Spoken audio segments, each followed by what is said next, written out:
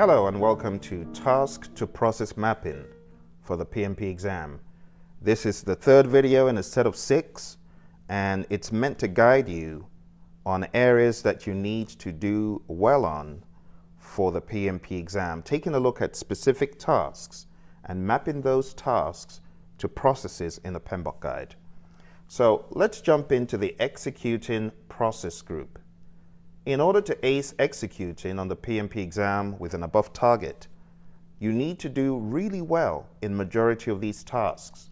The first task reads acquire and manage project resources by following the human resource and procurement management plans in order to meet project requirements. Now we can replace that word human resource with the word resource if you're taking the 6th edition exam. But if you're taking the 5th edition exam, it's called the Human Resource Management Plan. But let's break it down again. It reads acquire and manage project resources.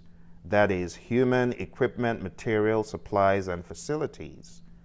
Acquire them by following the resource management plan, whatever plan you're working with, and manage those resources, again, by following the resource plans for those specific resources. So acquire project team or acquire resources. You get the idea. It's really all about you, the project manager, getting these resources, be they internal or external, to work on a project. And then it's about managing those resources, be they human, equipment, or material. There still should be some measure of accountability. So if they're human resources, you want to manage. You want to make sure that they're doing what they should. You want to make sure you're giving them feedback. If they're not human resources, if they're just resources, then you would do more of controlling those resources. But managing the team is a different thing. That is specific to the humans. So managing the team, developing the team, acquiring the team, you note that the PMI uses the word team. But moving into the 6th edition, these resources are given the generic name resources. We don't specifically say human resources in chapter 9. We just refer to them as resources. So the key goal of task 1 is whatever the resources you have, be they human, equipment, or material, you must acquire them. And after you acquire them, bear in mind that in addition to managing the team, there should also be some accountability for how those resources, non-human resources, are being managed on the project. Now, to look specifically into those processes where this maps to, we have acquire team, we have develop team, we have manage team. And these are all interwoven. It's all about the people doing the work, the team members. Also here we have conduct procurements, because if you read towards the end, it says, by following the human resource and procurement management plans. So you are acquiring the team, but you do not acquire external team members without going through some form of procurement. You send out the description of what you're looking for, the bids come back in, and then you hire the contractor or the individual, whoever you are using as staff augmentation. And it says it is in order to meet project requirements. So there could be some associated processes such as plan procurement management and plan resource management, or plan human resource management, if you will. But the bottom line is this: PMI will test you on the acquisition of resources. Under what circumstance would you be looking for resources outside, and how do you go about it? What are the steps leading to the acquisition of internal or external resources? So for the acquisition of external resources, it pretty much maps back to procurements. That's why I said the plan procurement management process is relevant. So identify those inputs to plan procurement management that map back to this task. Identify those in plan human resource management that map back to this task. You cannot acquire team members that you have not identified as being needed. I need a coder, I need a tester. Where do you identify that? It is as you're doing your resource planning, you discover what you need. And for that reason, those studying for the 6th edition, the estimate activity resources process has been moved into the resource management knowledge area. So that's it for task 1. Let's move on to task 2. Task 2 reads, manage task execution based on the project management plan by leading and developing the project team in order to achieve project deliverables. So when you take a look at this, manage task execution, they're really alluding to the direct and manage project work process, because that's where you're managing the task execution, and it's based on the project management plan. It then reads, by leading and developing the project team. So leading the team, manage team, is that specific process where we give the team feedback, where there is a heightened sense of leadership, even though all throughout the project it is being done, but manage team is very important. And it also says developing the project team. That's the develop project team or develop team process, depending on the PMBOK guide you're studying. And the reason is, in order to achieve project deliverables, deliverables are an output of direct and managed project work. So this particular process has direct and managed project work written all over it. It also has the develop team and the manage team processes, and also quality assurance. As you're leading the team to achieve project deliverables, there is some element of quality assurance that should be happening. You could also look at this as the managed quality process in the 6th edition. So these are associated with everything else. Manage the task execution. Get it done, but get it done right. How do you get it done right? By making sure that the quality assurance process is being followed. Moving on to our next task, task 3, it reads, implement the quality management plan using the appropriate tools and techniques in order to ensure that work is performed in accordance with required quality standards. So this goes back to what I just mentioned about quality assurance, or the new process, if you will, manage quality. So in task 3, the goal is to implement the quality management plan using the appropriate tools and techniques of quality in order to ensure that work is performed in accordance with required quality standards. So what is quality assurance? It's providing confidence to customers that quality standards are being met.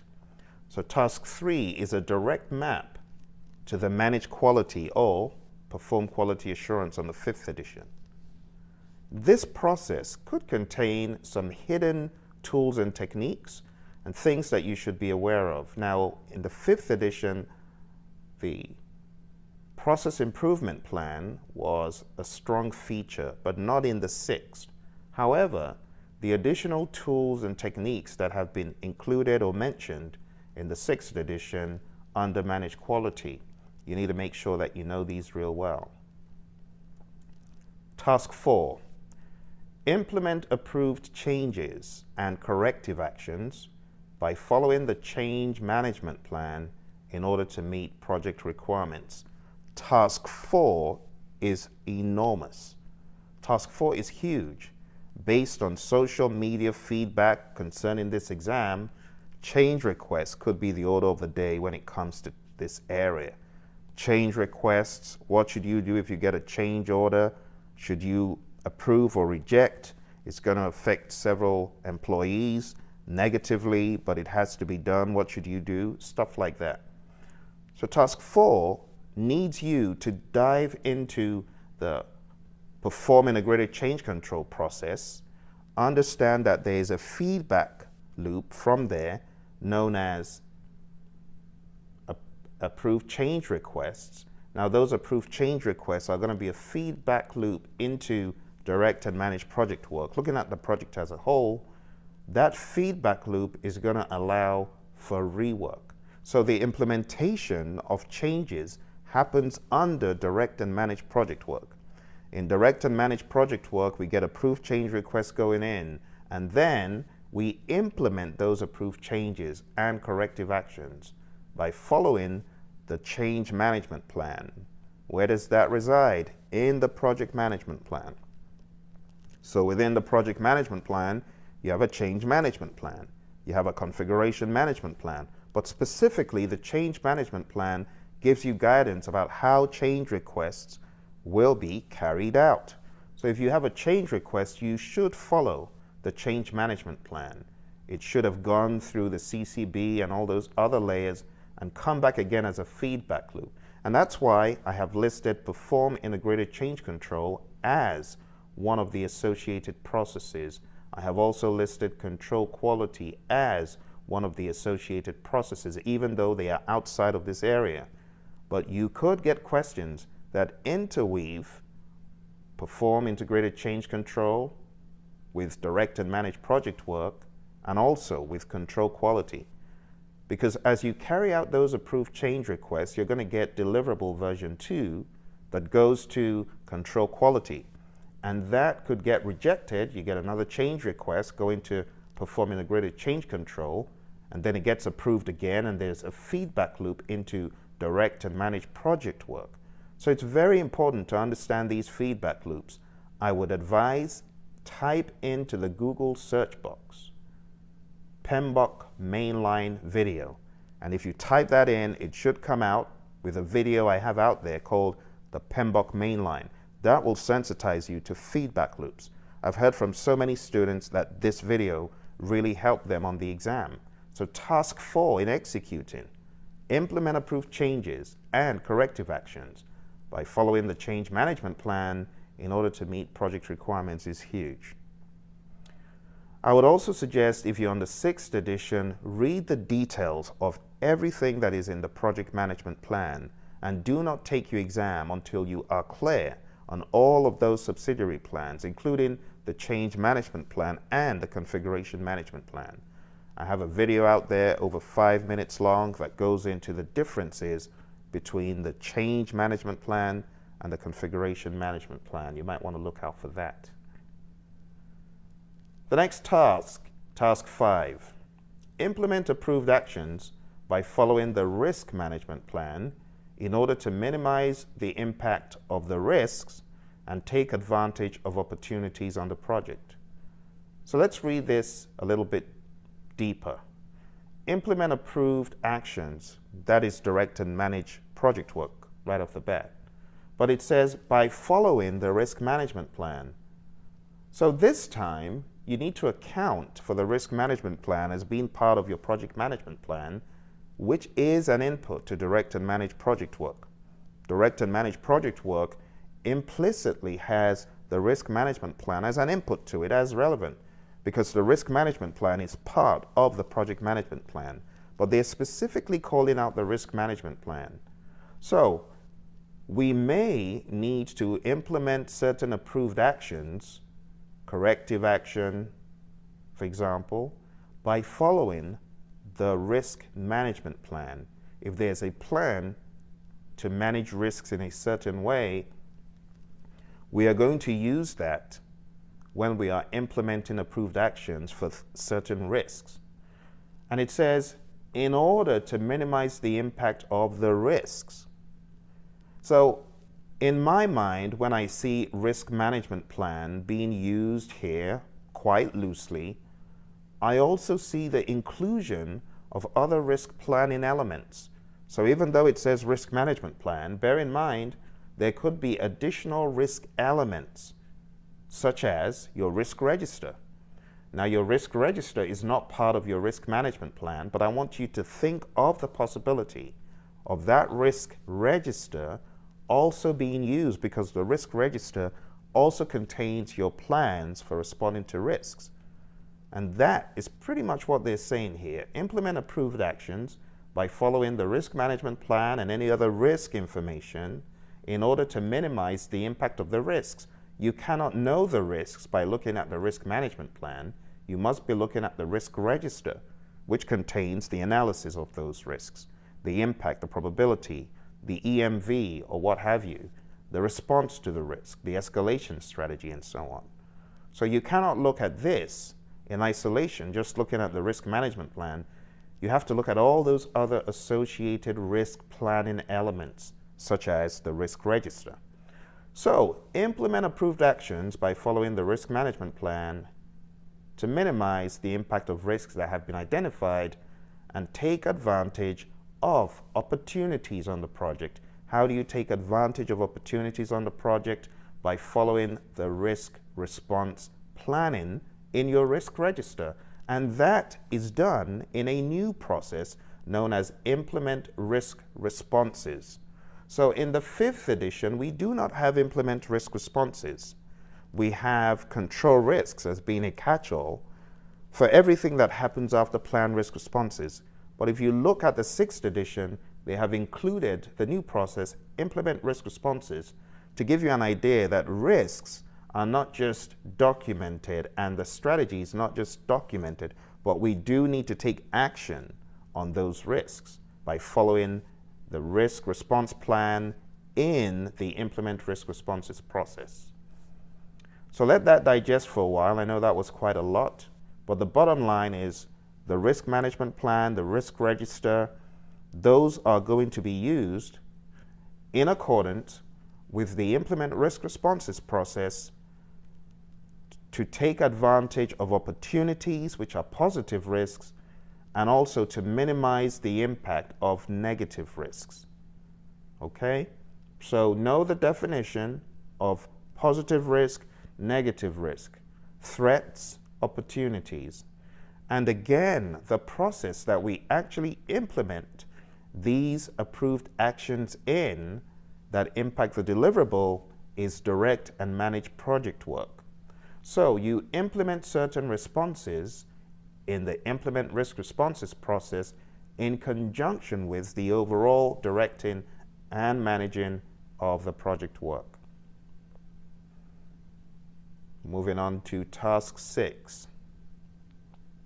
Manage the flow of information by following the communications plan in order to keep stakeholders engaged and informed. What do they mean by this? They're really talking about the communications management plan being followed in order to manage the flow of information. So they're talking about the managed communications process. I would like you to read up managed communications and try to get an understanding of how this communications is streamlined, how it is managed. How do you manage the flow of this communications? Read the process to understand the specific tools and techniques. Bear in mind here that some of the communications being spoken of will include the work performance reports, which are an input to managed communications.